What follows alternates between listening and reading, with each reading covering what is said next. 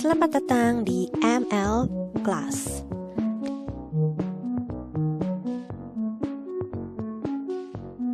Regularisasi artinya bagaimana membuat algoritma performanya baik bukan hanya pada training data atau data latih, tapi juga pada data input baru.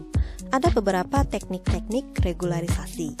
Yang pertama adalah menambahkan parameter penalty norm. Regularisasi ini akan membatasi kapasitas model dari networks dengan menambahkan parameter penalty norm pada objective function J. Nah, parameter ini akan meregularisasi weights-nya. Misalnya, fungsi dari teknik regularisasi itu adalah untuk mengurangi kompleksitas dari model tersebut sehingga kita tidak overfit. Yang pertama itu adalah L1 norm, di mana dia mencari norm dari weight-nya. Nah, ini adalah L2 norm, di mana L2 itu weight decay merupakan weight decay yang paling umum digunakan. Tapi jika L1 norm itu dia akan men-scale penaltinya dengan hyperparameter. Dan sebenarnya L1 regularization itu akan menghasilkan solusi yang lebih sparse. Dan sifat sparse dari L1 norm ini biasanya digunakan sebagai cara untuk feature selection. Yuk kita lihat bagaimana kita bisa menambahkan regularisasi ini ke loss. Ini adalah loss function tanpa regularization. Dan dia akan menghitung error dari prediksi dan actual value-nya atau nilai sebenarnya. Nah, kita mau menambahkan penalty norm ke weights itu sehingga kita akan membuat weights itu lebih kecil. Nah, lalu dengan kita memberikan penalty norm, model networks kita akan menjadi lebih sederhana dan tidak overfit. Nah, ini adalah contoh dari L1 regularization di mana kita menambahkan loss function dengan regularization term. Ini ada L1 norm. Sedangkan di L2 regularization kita tinggal tambahkan L2 norm di sini. Nah, ini ada regularization term yang ditambahkan ke loss function. Dan ini adalah penalty termnya.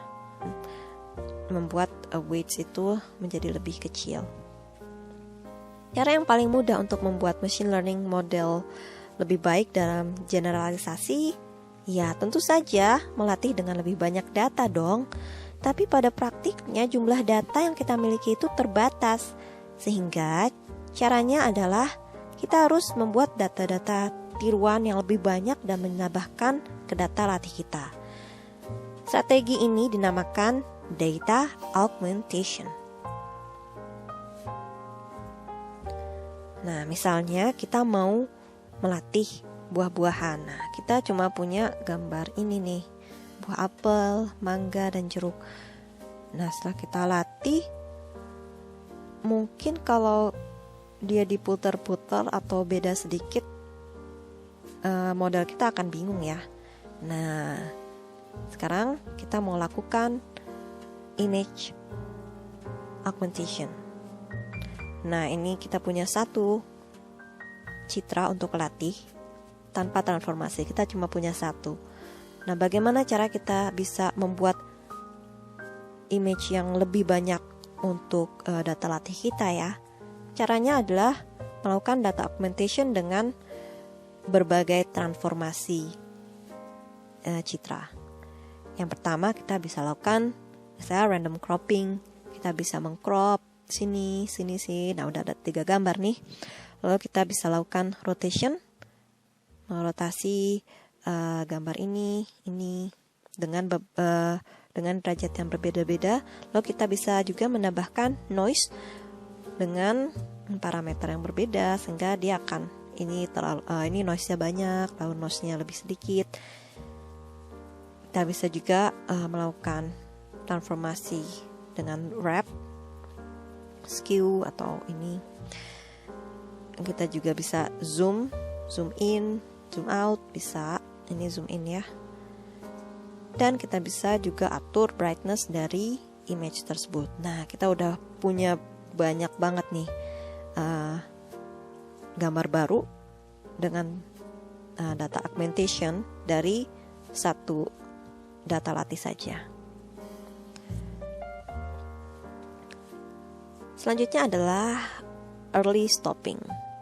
Saat melatih model yang kompleks dengan tendensi untuk overfit, kita biasa melihat kalau training error itu berkurang seiring berjalannya waktu. Nih, dia training error atau loss-nya itu akan berkurang.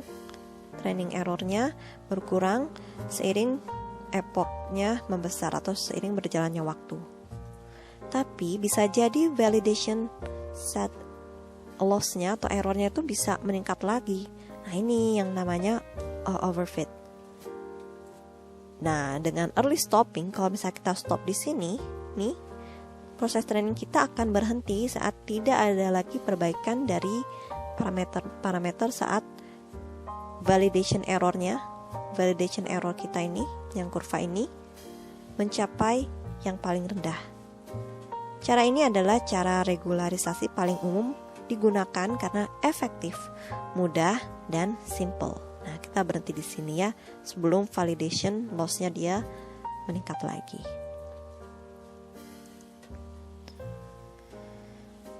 Nah, teknik regularisasi terakhir yang akan kita bahas adalah dropout. Dropout ini merupakan metode regularisasi yang cukup powerful dan tidak memakan komputasi terlalu besar. Dropout ini bisa digunakan pada hampir semua model neural networks. Dropout meregularisasi setiap hidden unit untuk menjadi fitur-fitur yang baik untuk bermacam konteks ya. Nah, pada training step, tiap neurons itu punya probability P. Nah, P ini adalah dropout rate. Nilainya itu biasanya antara 10 sampai 50%. Nah, dia punya probability untuk sementara di drop out atau diacuhkan selama proses latih. Tapi mungkin bisa jadi aktif di step training selanjutnya. Nah, P ini tadi adalah dropout rate. Nah, perlu kita ketahui bahwa dropout ini hanya dilakukan pada saat training. Dan setelah training, neurons tidak di dropout lagi. Yuk kita lihat bagaimana jadinya jika kita akan melakukan dropout pada layer ini, di mana si layer ini memiliki 4 neurons dan dropout rate kita setengah. Nah, berarti kita akan mendrop out setengah dari neurons di sini. Berarti 2. Kita akan drop out 2 neurons di sini. Dan jika kita memiliki dropout rate sekarang 1/4, nah kita akan mendrop out 1 neurons di sini. Nah, ini jadinya.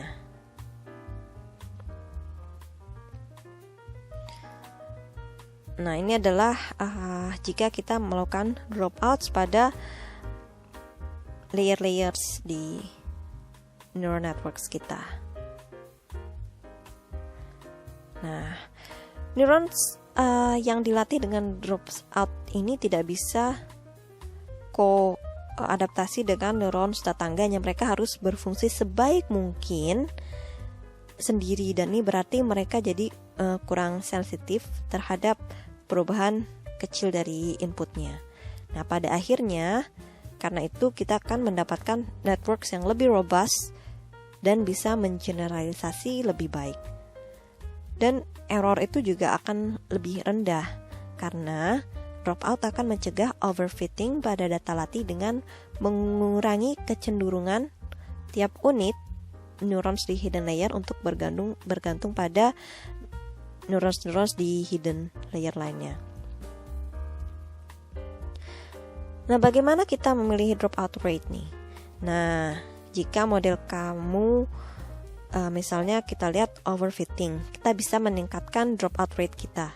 Dan sebaliknya kita bisa mengurangi dropout rate saat kita underfit dalam training.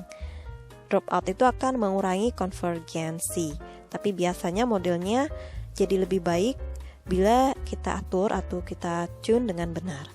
Nah, apa kelemahan dari dropout ini? Network dengan dropout mungkin bisa lebih lama proses latihnya dibandingkan dengan network tanpa dropout. Sehingga biar tidak lambat, kita bisa juga memilih teknik regularisasi lain. Sampai di sini dulu kelas kita ya.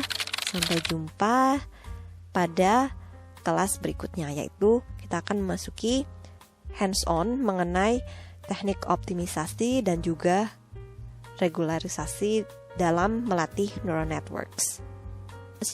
Jangan lupa subscribe agar kita bisa terus belajar machine learning sama-sama ya.